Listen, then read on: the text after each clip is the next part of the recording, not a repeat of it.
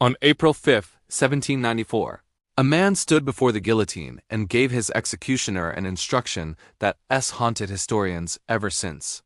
"Show my head to the people. It is worth the trouble." Just 3 months later, his prediction came true. The man who had signed his death warrant followed him to that same blade. This is the story of Georges Danton, the man who helped build the guillotine's political machine, who created the very tribunal that would condemn him, and who spent his final hours not begging for mercy, but destroying his accusers so completely that they had to pass an emergency law just to shut him up. What I'm about to show you is one of history's most stunning examples of political cannibalism. The French Revolution didn't just eat its enemies, it devoured its own architects. And nobody represents that self-destruction better than the man they called the Tribune of the People. But here's what makes Danton's story different from every other revolutionary figure who lost their head. He wasn't just a victim. He was a prophet of his own demise, and his final days were a masterclass in defiance. So who was Georges Danton? Before the revolution, he was a lawyer in Paris, known for his booming voice, his larger-than-life personality, and a face scarred by smallpox and a run-in with a bull. He wasn't handsome, but he was charismatic. When the Bastille fell in 1789, Danton threw himself into the heart of the storm.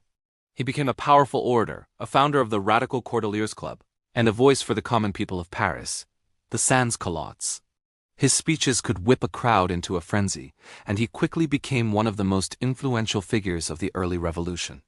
He was a pragmatist, a man of action. When the monarchy fell and France was invaded by foreign powers, it was Danton who rallied the nation. His famous speech in 1792 thundered, "To conquer, we need audacity, more audacity, and always audacity, and France will be saved." He was instrumental in establishing the Revolutionary Tribunal, a court designed to swiftly prosecute the enemies of the revolution. He also helped create the Committee of Public Safety, the body that would eventually wield near-dictatorial power over France. Danton helped build the very tools that would lead to the Reign of Terror. He believed these measures were necessary evils, temporary tools to save the revolution from its enemies both at home and abroad. He probably never imagined he'd be standing before them himself. But as the revolution grew more radical, Danton started to have second thoughts. The Reign of Terror, led by his one-time ally Maximilien Robespierre, was spiraling out of control. The guillotines were working overtime, and the definition of an enemy of the revolution was becoming dangerously broad. Danton began calling for moderation, for an end to the terror. He argued that the time for clemency had come. This was a fatal mistake. For Robespierre, the incorruptible, anyone who wanted to stop the terror was, by definition, a traitor. The revolution had no brakes, only an accelerator. To suggest slowing down was to suggest betraying the cause. In the spring of 1794, the trap was sprung. Danton and his allies, the Dantonists, were arrested on trumped-up charges of conspiracy and corruption. Robespierre and his faction saw Danton's popularity as a threat to their power. The trial that followed was a sham, but it was also Danton's final greatest performance. He wasn't a defendant. He was an accuser.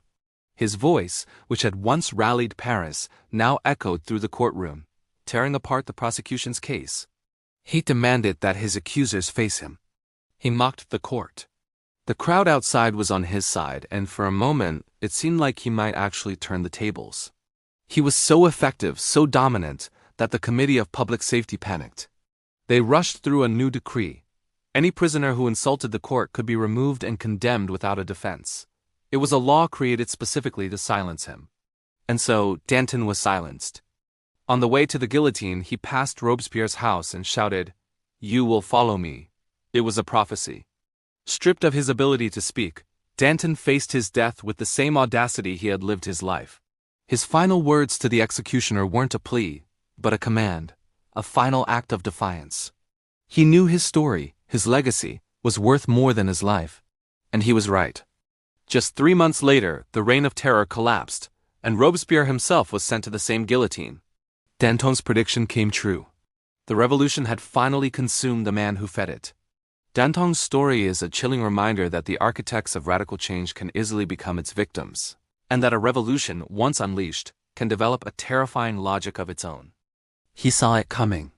He knew exactly who would betray him, exactly how they would do it, and he chose to die anyway, leaving behind a prophecy that would echo through history. To understand how a man this powerful, this beloved, this essential to the revolution, could find himself climbing those scaffold steps, we need to go back to the beginning. Not to his childhood, but to the moment he became the most dangerous man in France. Picture Paris in August of 1792. The city is on fire. Not metaphorically, actually on fire. The Tuileries Palace, home of the royal family, is under assault. King Louis XVI and Marie Antoinette are fleeing through the gardens while Swiss guards are being massacred in the halls behind them. And in the middle of this chaos, one man is everywhere at once. Georges Danton was impossible to miss in a crowd. Contemporary accounts describe him as built like an ox, a massive head on a muscular neck, a broad forehead, and a face that looked like it had been through a war, which, in a way, it had. A childhood encounter with a bull had left his nose permanently broken. Smallpox had scarred his skin. But his voice, that voice, could fill the largest hall in Paris without effort. On August 10, 1792, Danton led men from all 48 sections of Paris to the Hôtel de Ville. By nightfall, the monarchy was finished, and Danton was installed as Minister of Justice in the new insurrectionary commune. Think about that for a moment. This man, a lawyer who had bought his legal office just 5 years earlier, was now one of the most powerful people in France.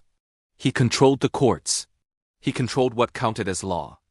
And as foreign armies closed in on Paris from every direction, he was about to make a decision that would haunt him for the rest of his life.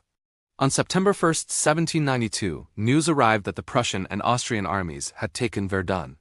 They were now just 150 miles from Paris. The revolution was in mortal danger. The prisons were full. Thousands of people, priests, aristocrats, political prisoners, and common criminals, all jumbled together, sat in cells throughout the city. And Danton, the Minister of Justice, stood before the Legislative Assembly and delivered a speech that would be dissected by historians for centuries. "We ask that anyone refusing to give personal service or to furnish arms shall be punished with death," he thundered. "The bell we're about to ring sounds the charge on the enemies of our country." What happened next still makes historians uncomfortable. Between September 2nd and 6th, mobs broke into the prisons and murdered somewhere between 1,100 and 1,600 people. Some were genuine counter-revolutionaries. Many were simply in the wrong place at the wrong time. The violence was chaotic, brutal, and terrifying. Did Danton order the massacres? No. Could he have stopped them? Almost certainly. When someone confronted him about the atrocities, he reportedly responded with just 3 words: "Are they not guilty?" and turned his back. This is the first thing you need to understand about Danton. He wasn't squeamish about blood. He believed the revolution had to be protected at any cost. And if innocent people died in that protection, well, that was unfortunate but unavoidable. But that's only half the story. The other half is the man who, just a year later, would risk everything to end the bloodshed. This is where the real Danton, the contradictory, complicated, and ultimately tragic figure, begins to emerge. By 1793, the revolution had entered its most radical phase, the Reign of Terror. The guillotine, once a symbol of enlightened justice, was now an instrument of political extermination. The man orchestrating this was Danton's former friend and ally, Maximilien Robespierre. Robespierre was Danton's opposite in almost every way. Where Danton was boisterous and loved life's pleasures, Robespierre was austere and incorruptible. Where Danton was a pragmatist, Robespierre was a true believer, a zealot for his vision of a republic of virtue. And Danton, the man who had turned a blind eye to the September massacres, now looked at the ever-growing lists of the condemned and felt a profound sense of horror. He had wanted to save the revolution, not drown it in blood. He started to speak out, calling for moderation, for an end to the terror. "I would rather be guillotined than guillotine others," he declared. He formed a faction, the Indulgents, who argued for clemency and a return to legal norms. This was an act of incredible bravery, or perhaps incredible foolishness. To speak against the terror was to mark yourself for death. Robespierre and his Committee of Public Safety saw Danton's calls for mercy not as compassion, but as weakness, as treason. They saw his wealth, his love of fine food and wine, as evidence of corruption. And they began to build a case against him. The charge was conspiracy against the Republic. It was a sham, of course. The evidence was flimsy, the witnesses coached. But in the Revolutionary Tribunals of 1794, evidence didn't matter, only accusation did. Danton and his friends were arrested in the dead of night on March 30th. When told that Robespierre was coming for him, Danton had famously boasted, "He would not dare. He was wrong." Danton's trial was one of the great dramas of the Revolution. Denied the right to call witnesses, Danton decided to become the main event himself. He used that powerful voice to turn the courtroom into his stage. He roared at the judges, mocked the prosecution, and appealed directly to the crowd. He was so effective, so charismatic, that the Committee of Public Safety panicked. They passed a special decree to silence him, allowing the court to convict the defendant who insulted the justice system. It was a law created specifically to condemn one man. On April 5, 1794, Georges Danton was taken to the guillotine. He stood on the cart, looking out at the Parisian crowd he had once commanded. He was calm, defiant to the end. He passed by Robespierre's house and shouted, "Robespierre, you will follow me." It was a prophecy. Just 3 months later, Robespierre himself would be overthrown and sent to the same fate. As he climbed the steps of the scaffold, Danton's final thoughts were not of politics, but of his young wife. "My beloved," he murmured, "I shall not see you again." Then he corrected himself. "No weakness, Danton." He turned to the executioner. His last words became the stuff of legend.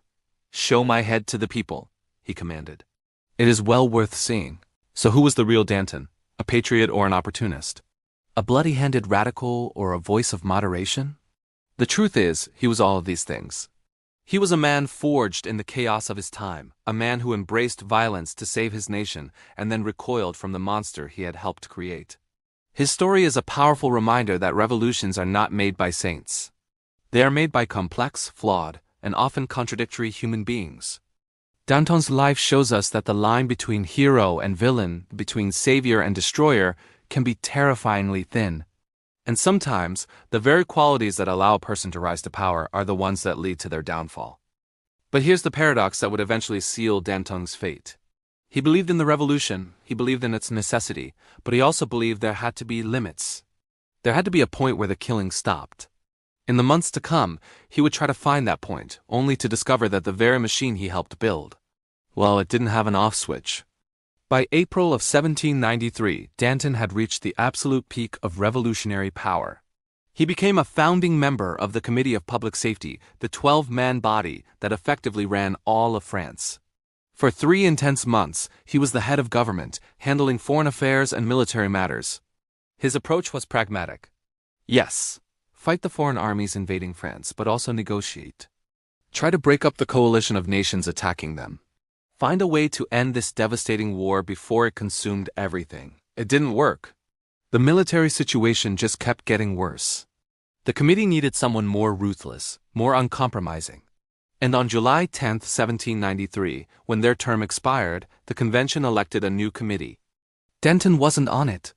This is the moment that sealed his fate, even though he couldn't have known it yet. The man who replaced him as the dominant force on the committee was someone Danton had known for years. Someone who had once written to him, "I love you more than ever and until death." His name was Maximilien Robespierre. Now, I need to tell you something about the Reign of Terror that a lot of documentaries get wrong. We have this image of the Terror as a single, unstoppable force of violence. Guillotines working around the clock, blood flowing in the streets. And by the summer of 1794, that was tragically true. Executions had risen to nearly 200 per week in Paris alone. But the terror wasn't one single thing.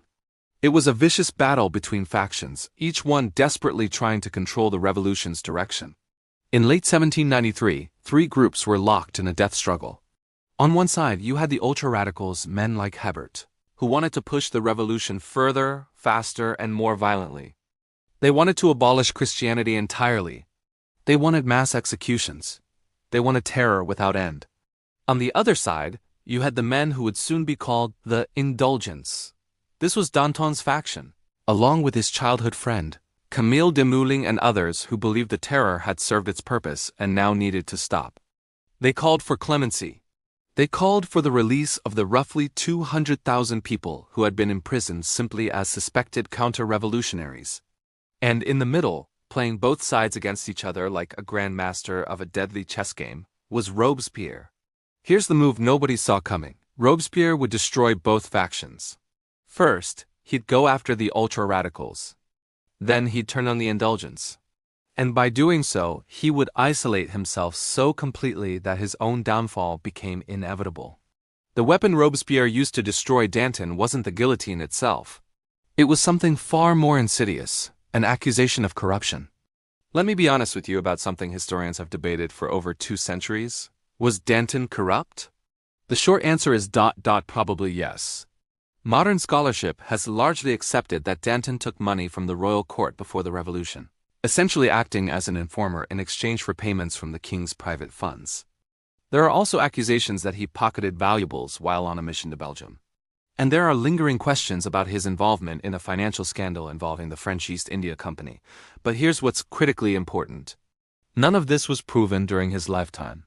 The charges brought against him were entirely politically motivated. They were designed to destroy a rival, not to prosecute a criminal.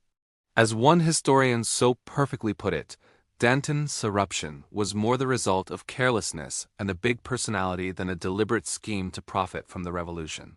He was a man who lived large, but the case against him was a fabrication, a tool to eliminate a political threat. Let's talk about Georges Danton, one of the titans of the French Revolution. Now, was Danton corrupt? Probably. He liked the finer things in life, and in revolutionary France that often meant your hands weren't entirely clean. But here's the crucial point. He wasn't executed for being corrupt. He was executed because he became inconvenient. It all started to unravel in December 1793. Danton's close friend, Camille Desmoulins, launched a newspaper called Le Vieux Cordelier, or the Old Cordelier. It was a nod to their radical roots, but its content was pure political dynamite. In one issue, Desmoulins directly compared his old-school friend, Maximilien Robespierre, to Julius Caesar, basically calling him a dictator in the making. He demanded freedom of the press and mercy for political prisoners. He was accusing the revolutionary government, the very government he helped create, of betraying its own ideals. For a moment, it seemed like this incredibly bold move might work. Desmoulins and Robespierre had been friends since they were kids. When people at the Jacobin Club questioned Desmoulins' loyalty, Robespierre actually defended him. The friendship seemed to be holding, but Desmoulins wouldn't back down. And at the same time, Danton, who had been quiet for a while, re-emerged, giving powerful speeches calling for an end to the reign of terror. Then a scandal broke that gave Robespierre the perfect weapon. A few months earlier, the government had seized the assets of the French East India Company. What happened next was a classic story of corruption. The company's directors bribed officials to let them manage their own liquidation, pocketing a fortune in the process. When this scheme was exposed, heads literally started to roll. And one of the men implicated was Fabre d'Eglinton, a close ally of Danton's. This is where Danton made his fatal error. Instead of distancing himself from his corrupt friend, he defended him, accusing the prosecutors of having a personal vendetta. For Robespierre, this was the moment he'd been waiting for. The scandal allowed him to paint Danton and his allies, the so-called indulgents, not as men calling for mercy, but as criminals trying to protect their guilty friends. The calls for clemency now looked like a cover-up. By February 1794, the break between Danton and Robespierre was total. Robespierre's right-hand man, the chillingly detached Saint-Just, gave a speech that was a thinly veiled attack on Danton. The message was unmistakable. No one is safe. The radical extremists who had pushed the terror too far had already been guillotined. Everyone knew the indulgents were next. Friends begged Danton to flee the country, but he refused. His response became one of the most famous lines of the revolution. They wouldn't dare. When someone pointed out that plenty of others had thought the same thing right before losing their heads, Danton replied, "One does not carry one's country on the solace of one's shoes." Was it courage? Was it arrogance? Or did he truly believe his fame, his history with the revolution, and his connection with the people would shield him? We'll never know for sure. But on the night of March 29, 1794, the Committees of Public Safety and General Security made their decision. Danton, Desmoulins, and their allies were to be arrested. What happened next was unprecedented.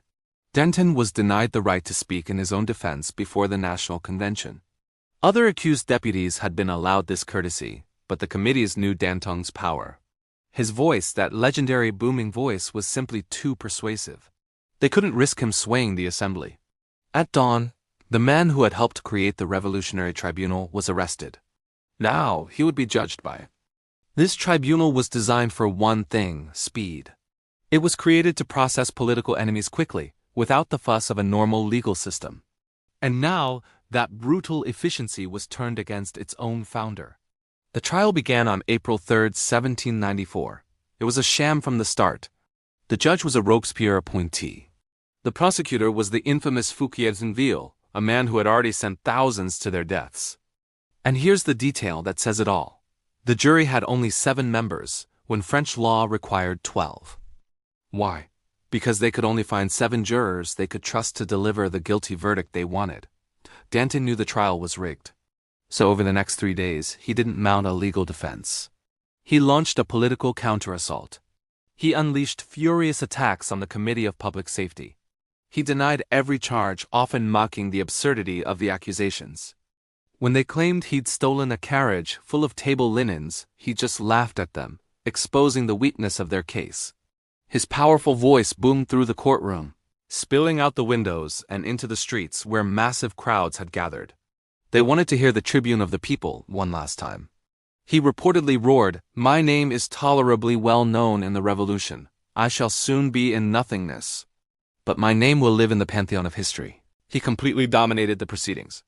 He talked over the judge, harangued the prosecutor, and demanded that members of the Committee of Public Safety appear to testify to face him in person. The jury was visibly shaken. The public prosecutor, Fouquier-Tinville, began to panic. He sent a frantic note to the committee, warning them that Danton's defiance was turning the trial into a disaster. He wrote that unless they stopped him, the whole thing would fall apart. The committee's response was swift and ruthless. Saint Just went before the convention and declared that Danton and his co-defendants were in open rebellion against the tribunal. He pushed through a new decree. Any prisoner who insulted the justice of the nation could be removed from the court and condemned without being present. It was a law tailor-made to silence Danton. The next day, when the defendants were brought back into the courtroom, the clerk began to read the new decree. Danton and his allies exploded in rage, shouting that it was murder. Chaos erupted. The judge ordered them removed from the court. They were taken back to their cells, and the trial continued without them. The jury, now free from the force of Danton's personality, quickly returned the verdict everyone knew was coming: guilty. On April 5, 1794, Danton and 14 others, including Camille Desmoulins, were loaded onto the tumbrils for the final journey to the guillotine. The streets were packed. As the cart passed Robespierre's residence, Danton stood and roared, "Robespierre, you will follow me." It was a curse and a prophecy. At the scaffold, he remained defiant. When the executioner grabbed him, Danton pushed him away, saying, "You will show my head to the people." It is worth seeing. Those were his last words. The blade fell, and the voice that had roared the revolution into existence was silenced forever. But his prediction came true. Just 3 months later, Robespierre himself would follow Danton to the guillotine, bringing the reign of terror to a bloody end. Danton's story is a powerful reminder of how revolutions can devour their own children. He was a complex, flawed, but undeniably monumental figure whose rise and fall capture the turbulent, passionate, and ultimately tragic spirit of his time. The Revolutionary Tribunal had a massive problem.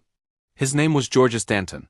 His voice, his presence, his sheer force of personality were so compelling that observers started to worry he might actually win. In a show trial designed for a foregone conclusion, Danton was swaying public opinion. Something had to be done, and fast. So, on April 4th, the second day of the trial, the National Convention, the very heart of the Republic, passed an emergency decree. It was a legal masterstroke of tyranny. The new law allowed the tribunal to exclude any defendant from the debate if they showed contempt for national justice. This wasn't a law for everyone. It was a law for one man. It was designed specifically to silence Danton. It gave the tribunal the legal cover they needed to simply kick him out of his own trial. When the court president, Herman, tried to use this new power, Danton erupted. He wasn't just a defendant anymore, he was a force of nature fighting for his life. The voice of a man defending his honor and his life drowns out your bell. He roared as Herman desperately rang for order. An official, panicked, ordered the bell to be rung even louder, a frantic clanging noise trying to smother the truth. Finally, Danton, exhausted and utterly frustrated by the charade, declared, I will no longer defend myself. Let me be led to death. I shall go to sleep in glory. It was a total sham. Danton and his co-defendant, Lacroix, had requested to call 15 witnesses to testify in their defense. Another defendant, the fiery journalist Camille Desmoulins, specifically asked to call Robespierre himself to the stand. Imagine that. Forcing the architect of the terror to testify under oath. But President Herman denied every single request. The accused would face their accusers with their hands tied, unable to challenge the so-called evidence against them. After 3 long days of this farce, the prosecutor Fouquier Tinville turned to the jury. He didn't ask if the prosecution had proven its case. He asked if the jury felt adequately enlightened by what they had heard. It was a loaded question and everyone knew the right answer. They said yes. The verdict was a foregone conclusion. Guilty. Before the sentence could even be read aloud, the defendants were dragged from the courtroom. Their hair was cut short, a grim preparation for their appointment with the guillotine. Danton spent his final hours not wallowing in despair, but trying to comfort his terrified friend, Camille Desmoulins. Desmoulins was falling apart, asking the same heartbreaking question over and over again. Will they kill my wife too? The answer, tragically, was yes. Just 8 days later, his beloved Lucille would follow him to the guillotine. 16 people were condemned to die that day. There was Danton, the titan of the early revolution. Desmoulins, the brilliant writer whose words had helped spark the storming of the Bastille. Hérault de Séquelles, an aristocratic Jacobin who had once sat on the all-powerful Committee of Public Safety. Faber d'Eglantine, the playwright who was so ill he suffered through the entire trial. General Westermann, a hero of the Revolutionary Wars. And with them, 11 others, whose names have been largely forgotten by history, swept away in the same brutal tide. April 5, 1794, was a warm spring day in Paris. The tumbrils, those large wooden carts that had become gruesome symbols of revolutionary justice, rumbled through the streets. They were heading for the Place de la Révolution, where the guillotine waited. 16 men rode to their deaths. Some were silent, lost in thought or prayer. Hérault, the former aristocrat, maintained what onlookers called his gallant bearing, as if he were on his way to a high society party instead of his own execution. And then there was Danton. Eyewitnesses reported that he was a rock of composure, a defiant giant to the very end. He lost that composure only once during the entire journey. It happened when the tumbril passed a particular building on the Rue Saint-Honore. This was the home of Maurice Duplay, the cabinet-maker with whom Maximilien Robespierre lived. As the cart rumbled past, Danton rose, his voice thundering over the crowd for the last time. "Robespierre," he bellowed, "you will follow me." It was a curse, a prophecy, and a final defiant roar from a man who knew his enemy would soon share his fate. At the foot of the scaffold, Hérault de Séquelles tried to embrace Danton for a final goodbye, but a guard pushed them apart. Danton turned to the guard, not with anger, but with a kind of grim pity. "You fool," he said. "You can't stop our heads from kissing in the basket." Then it was his turn. He approached the executioner, Sanson, and his final words have echoed through history. "Show my head to the people," he commanded. "It is well worth seeing." Then the blade fell. The crowd, which had been whipped into a frenzy against him, fell silent. They looked at the head of the man who had, in many ways, been the fiery soul of their revolution. A man who had toppled a king, raised armies from nothing, and whose voice had rallied a nation. Now that voice was silent forever. Danton's prophecy, however, would come true. Less than 4 months later, Robespierre, the man who had sent him to his death, would make the same journey to the same guillotine. The revolution, in its insatiable hunger, had begun to devour its own children. Danton's story is a chilling reminder of how quickly ideals can curdle into tyranny, and how revolutions can turn on the very people who gave them life. Picture this. April 1794, Georges Danton is on his way to the guillotine. As he passes Robespierre's house, he roars, "Vile Robespierre, you will follow me," a chilling prophecy. At the scaffold, Danton, the charismatic giant of the revolution, faces his end. He tells the executioner, "Show my head to the people." It is worth the trouble. The blade falls. The crowd is silent, stunned. They just watched a hero die. But Danton's final words were hauntingly accurate. His execution didn't save Robespierre. It sealed his fate. The remaining leaders, terrified they'd be next, turned on him. Just 84 days later, Robespierre himself was arrested, his jaw shattered by a gunshot. On July 28, the man who had sent so many to their death met the same end. Danton's prophecy came true. Talk about a brutal finale. Thanks for watching. Exactly 84 days after Danton's execution, Maximilien Robespierre was guillotined alongside 21 of his closest associates. When the blade fell, the crowd erupted in cheers that had been conspicuously absent at Danton's death. The terror was finally over. The period that followed is known as the Thermidorian reaction. The prisons emptied out. The powerful revolutionary committees lost their grip. France began the slow, painful process of recovering from what it had done to itself. And what about those who had condemned Danton? Well, they didn't fare so well. Foucartinville, the prosecutor who sent Danton to his death, was himself arrested and tried. His defense was unusual. He claimed he had simply followed orders. The revolutionary government demanded convictions, and he delivered them. The jury didn't buy it. He was guillotined on May 7, 1795. Marshal Herman, the judge who presided over Danton's trial, faced the same fate on the same day. The vote that condemned him was decided by a single ballot. The very instruments of Danton's destruction were themselves destroyed. The revolution, which had devoured its own children, finally choked on itself. So, what should we make of Georges Danton? He was an innocent. He probably took bribes, and he certainly enabled atrocities. The September massacres happened on his watch as Minister of Justice. He helped build a system of political terror that killed thousands. But he was also, in some fundamental way, a believer. He believed in the revolution. He believed in the French nation. And when that revolution turned into something monstrous, he tried to stop it, knowing full well that the attempt would likely cost him his life. Danton was a leader of men. More than any other revolutionary figure, he could connect with the sans-culottes, the working-class revolutionaries, and share their passions. He charmed the people with his generosity, his indulgence, and his energy. Over time, history rehabilitated him. After being criticized in the early 19th century, he was enshrined as a hero under the Third French Republic. Today, statues of Danton stand in Paris and in his hometown of Arcis-sur-Aube. His final instruction, "Show my head to the people," turned out to be exactly right. That head has been shown to generation after generation, a stark reminder of what happens when revolutions consume their own. And his prophecy has become something of a template for understanding political violence. The men who destroy others for power inevitably create the conditions for their own destruction. Robespierre followed Danton. Stalin's executioners were, in turn, executed. The pattern repeats itself. In the end, Danton understood something that Robespierre never grasped. The guillotine doesn't distinguish between the guilty and the innocent, the radical and the moderate, the true believer and the opportunist. It just falls. If this story of revolutionary France has you wanting more, the period is filled with equally dramatic tales. The man who ordered Danton's death, Robespierre, had his own horrifying final days, shot in the face and lying in agony for hours before his own execution. And the revolution's victims weren't just politicians. Marie Antoinette's final hours reveal a woman very different from the caricature history often paints.